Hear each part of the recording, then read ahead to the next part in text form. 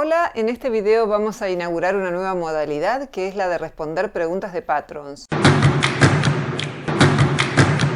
La primera pregunta es de Carlos Soria y dice: ¿cuáles técnicas de refutación resultan efectivas? Voy a plantear unas pocas, porque hay muchas más, que me parece que forman parte del juego limpio del debate, porque hay teóricos que corren a la ética de este dominio del conocimiento. En primer lugar, destacaría el valor de convertirse en un scout y no en un soldado, como dice la periodista científica Julia Galef. El soldado busca derrotar al otro, practica el tribalismo, ve lo que quiere ver. Todos tenemos hasta cierto punto distorsiones y sesgos por los que tendemos a confirmar nuestras creencias previas, pero conviene tratar de disminuirlas y hablar con personas que piensan distinto para no encerrarnos en nuestra cámara de eco. El objetivo del scout no es defender a un bando en contra del otro, como es el caso del soldado. Es salir, inspeccionar el territorio y regresar con un mapa que sea lo más preciso posible.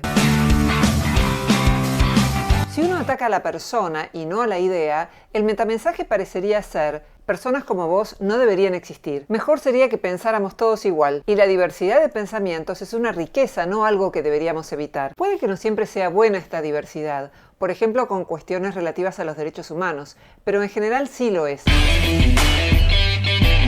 Cuando discrepan conmigo y dicen que me darán clases de filosofía, algo que ocurrió a menudo últimamente, o titulan "No sabe nada de filosofía", el problema no es que en general no hayan cursado la carrera y yo sí, sino que ignoran que en filosofía hay discrepancias en torno a conceptos centrales y no por eso se trata al otro de ignorante. Nada más lejos de la filosofía que creer que si el otro no piensa como yo, entonces pertenece al bando contrario. En filosofía se supone que todos podemos pasar al bando contrario, muchas comillas. Claro, si hay razones que lo ameriten, porque todos podemos equivocarnos y corregir errores. No hacerlo, ver las cosas en términos dicotómicos, en blanco o negro, es lo que se denomina maniqueísmo, y adoptar una perspectiva exclusivamente emocional es algo propio de niños. Por otra parte, agrediendo o ignorando a otro porque piensa distinto, no lo vas a convencer de que piense como vos. Probablemente lo convenzas de que odie más tu posición. Tampoco es bueno descalificar con un adjetivo lo que dice la persona, por ejemplo, sosteniendo "eso es ingenuo", porque si bien no es directamente un ataque personal, le pega en el palo, está muy cerca de serlo. Y porque si el adjetivo solo nos informa sobre la supuesta actitud negativa del interlocutor, no ofrece una explicación que contribuya al avance del diálogo y al conocimiento más pormenorizado de la cuestión. Las personas a menudo hacen de su ideología su identidad personal. Eso facilita que no pongamos a prueba nuestras ideas, porque cambiar de idea no siempre es solo cambiar de opinión. Una persona podría perder sus amigos y hasta su pareja en casos muy extremos por cambiar de idea. Una técnica de la argumentación es comenzar afirmando lo que tenemos en común con el otro y luego plantear nuestra discrepancia. Es una forma de prevenir una escalada y de focalizar la atención en lo que sigue. También puede adquirir la forma de la empatía. Por ejemplo, entiendo que puedas verlo de tal manera por tales y cuales razones. Destaco la importancia de debatir con la mejor versión del otro, no con la peor. Y para lograrlo puede ser bueno repetir lo que el otro dijo con las propias palabras. Es lo que se denomina parafrasear. Schuster y Meany, en un artículo del 2005, plantean 4 pasos básicos para construir una refutación eficaz. El primero justamente es la paráfrasis. El segundo paso es la refutación propiamente dicha. No confundir con conjeturas psicológicas sobre el interlocutor. Primero porque ya nos desviamos del tema y estamos hablando del interlocutor. Y esto suele promover las escaladas nada amistosas. Por ejemplo, me parece que lo que a usted le pasa es que está dolida porque ningún activista de género quiso hablar con alguien que excusa las conductas machistas. Habría que evitar esos masazos psicológicos. El tercer paso es el razonamiento y la evidencia con la que respaldamos la argumentación. Suele comenzar con la palabra porque, no responder mandando a leer un libro, sino con la evidencia resumida, y en tal caso se la respalda con un libro. El cuarto y último paso es proveer una conclusión, que es la comparación entre el argumento presentado por el oponente y el nuestro. Suele decirse que lo que hacemos aquí es pesar los argumentos. Por lo general, acá el propósito es hacer ver que nuestro argumento debe prevalecer respecto al argumento del otro. Por ejemplo, mi interlocutor afirma que nuestro país debería adoptar esta forma de castigo porque hacerlo disminuye el quebrantamiento de la ley. Pero esta afirmación es cuestionable porque hay evidencia reciente de que no es correcta. Y se señala cuál es la evidencia. Una técnica que resulta bastante efectiva es la reducción al absurdo, que no implica tratar de absurdo lo que dice la otra persona, sino explicitar qué pasaría si se pone en práctica la tesis del interlocutor y mostrar que esas consecuencias podrían ser contradictorias con la tesis que el interlocutor acepta como cierta. Por ejemplo, una mujer se queja porque le robaron la cartera en un auto en el que conducía o cuando se detuvo en un semáforo y tenía el vidrio bajo y el marido no corrió al que sustrajo la cartera. Y el marido responde: imagina qué hubiera pasado si yo me bajo del auto, corro al ladrón y me dispara. ¿Eso es lo que querías? Hay que tener cuidado con esta técnica porque si se usa mal puede ser entendida como una burla. Algo importante al refutar es evitar que el debate se centre en cuestiones irrelevantes, que no hacen al tema central que se debate. Es patético ver un debate entre varias personas, que una refiere a un tema que no hace al tema central, que la otra lo discuta, la primera reafirme su posición y se genere una escalada en la que directamente el tema central se perdió de vista. Aunque el tema secundario fuera relevante, no era relevante para esa discusión.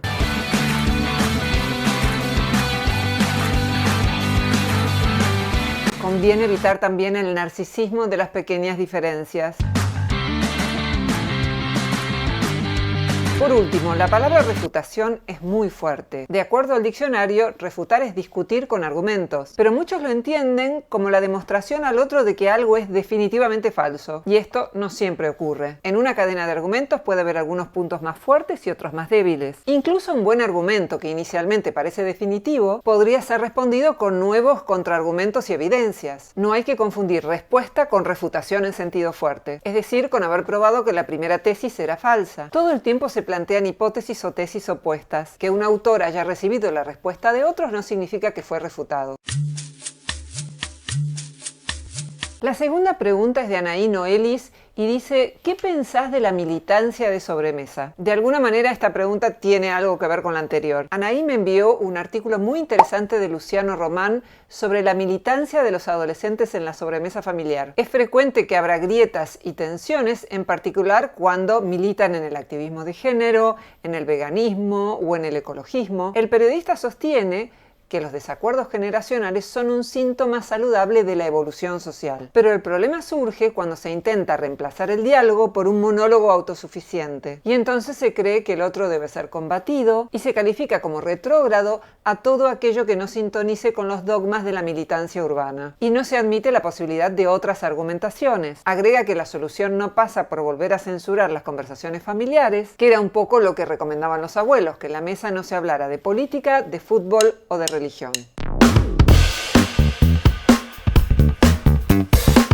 El verdadero progresismo debería borrar de la mesa familiar los temas tabú, escribe. Debería garantizar apertura, libertad, respeto, humildad. La arrogancia militante, dice, paradójicamente nos retrotrae a los tiempos en que no se podía hablar sin temor a ser censurado. El consejo de los 3 temas a ser evitados en la mesa familiar, fútbol, política y religión, nos muestra que el fenómeno no es nuevo. Son temas que tienen 2 características particulares.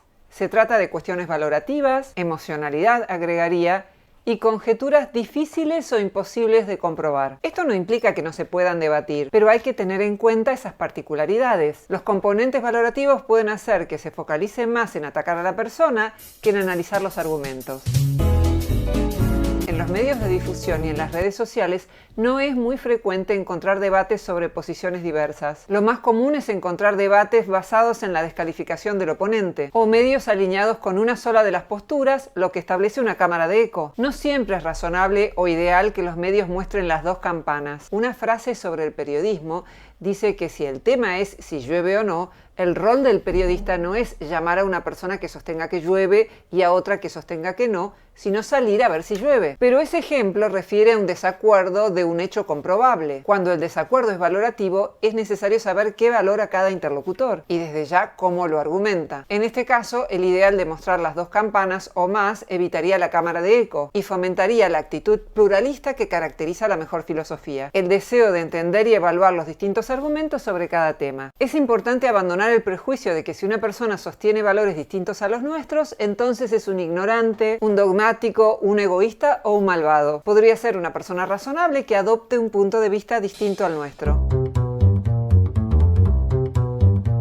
El filósofo Karl Popper planteó que existe una paradoja de la tolerancia. Si una sociedad es ilimitadamente tolerante, finalmente su capacidad para ser tolerante será derribada por los intolerantes. Este sería un límite al pluralismo, pero un límite que solo se justifica en casos extremos, y no debería aplicarse a ideas que, si bien pueden ser distintas a las nuestras, no implican un peligro. La descalificación del interlocutor y la cancelación del diálogo con los interlocutores ya descalificados llevan a desestimar de antemano las ideas distintas a las del propio grupo. Esta es una forma de pereza intelectual que impide la comprensión mutua y el avance del conocimiento. Por último, quizás sería bueno saber también que con ciertas personas es mejor no hablar de ciertas cosas, porque ya hablamos alguna vez y preferimos no volver a hacerlo, o porque optamos por no debatir con esa persona sobre ciertos temas. También es importante saber cuándo evitar confrontaciones inútiles. El diálogo racional tiene límites.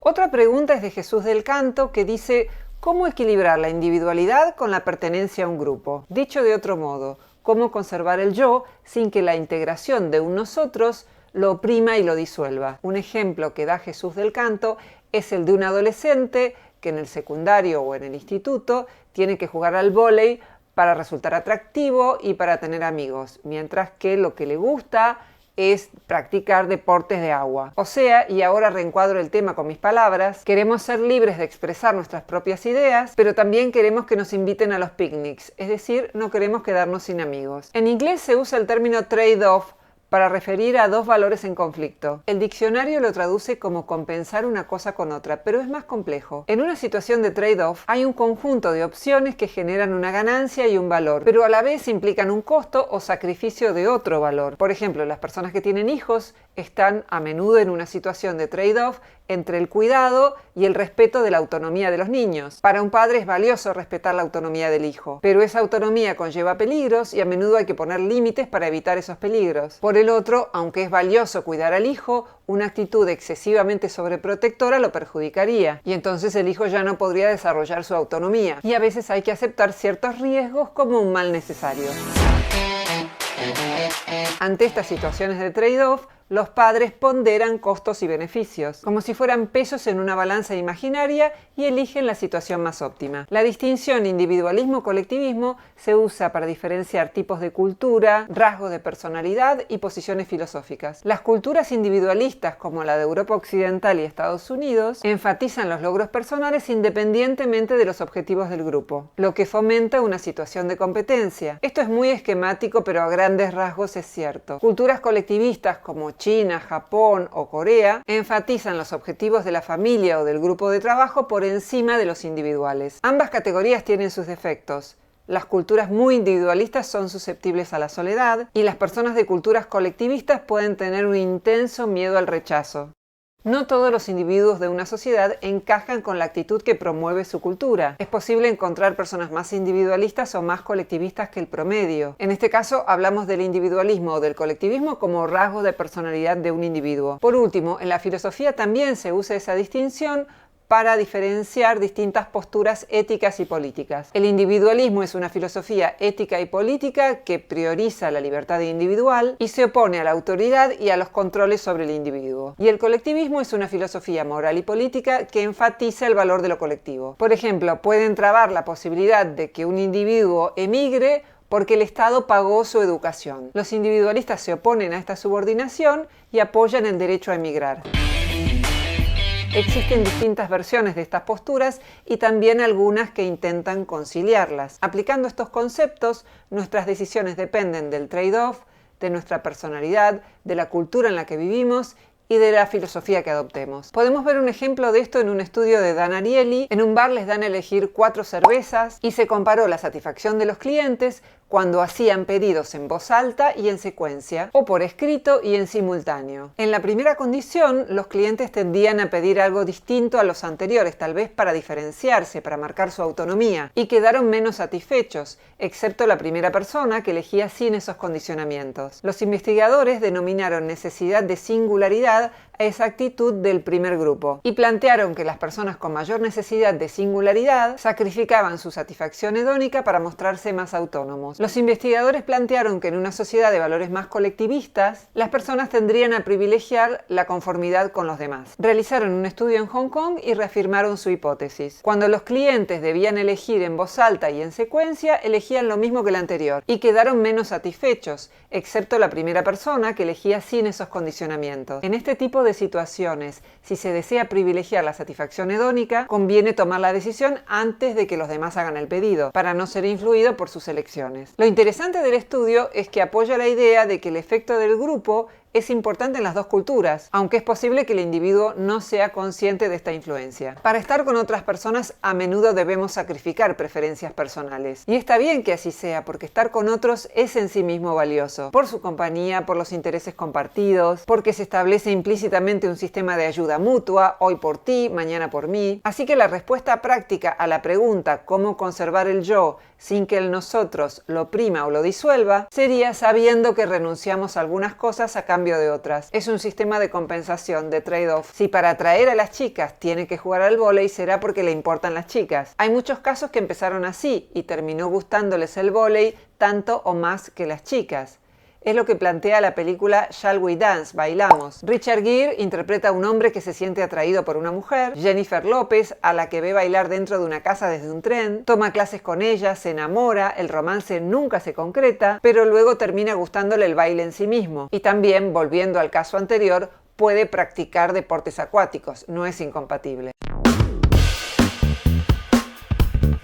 Otra pregunta de Antonio Brito es si la desigualdad de ingresos refiere solo a lo económico o también refiere a cuestiones como la desigualdad de información, de conocimiento, de poder. En primer lugar, suele haber confusión respecto a la palabra igualdad. No en la pregunta de Antonio, sino en general, porque se mezcla igualdad de rasgos o características con igualdad de derechos. Y casi siempre se plantea el tema en un contexto en el que se habla de desigualdad de derechos. Entonces alguien dice, pero no somos todos iguales, refiriendo a la igualdad de rasgos. Y es evidente que hay diferencias entre los seres humanos. Cuando se hace referencia al tema de la igualdad, en general se habla de igualdad de derechos. Otra confusión es que se cree que los partidarios de la igualdad quieren darle a todos lo mismo. Y esto no es así, ningún teórico que yo conozca sostiene esta idea de igualdad simple. Lo que se cuestiona es que la desigualdad supere ciertos umbrales, por las consecuencias que genera en términos de bienestar humano y de atentados contra la vida. Por eso hay distintos principios de justicia, de cada quien según su esfuerzo y a cada quien según su esfuerzo, de cada quien según su capacidad y a cada quien según su necesidad, y muchos otros.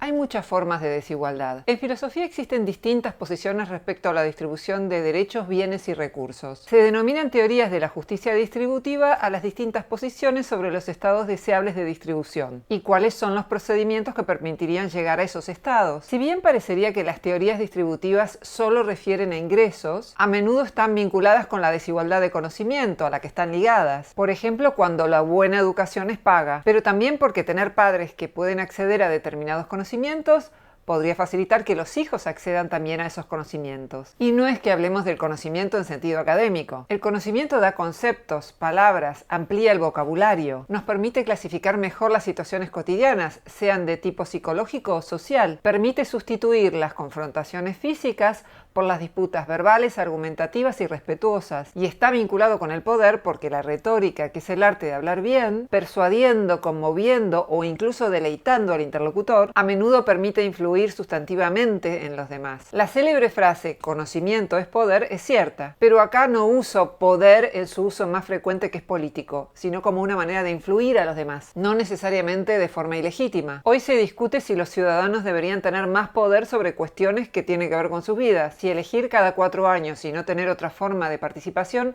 no desempodera a los habitantes de un país. Guy Debord, en su libro La sociedad del espectáculo, plantea eso, que nos hemos convertido en las sociedades contemporáneas en espectadores de la política, del arte, de los deportes. Incluso se debaten las desigualdades que genera la diferencia de atractivo físico. Años atrás, un hombre publicó un libro en la Argentina que proponía un impuesto al lindo, porque decía que las personas físicamente atractivas conseguían más trabajos, más parejas, más posiciones en la sociedad.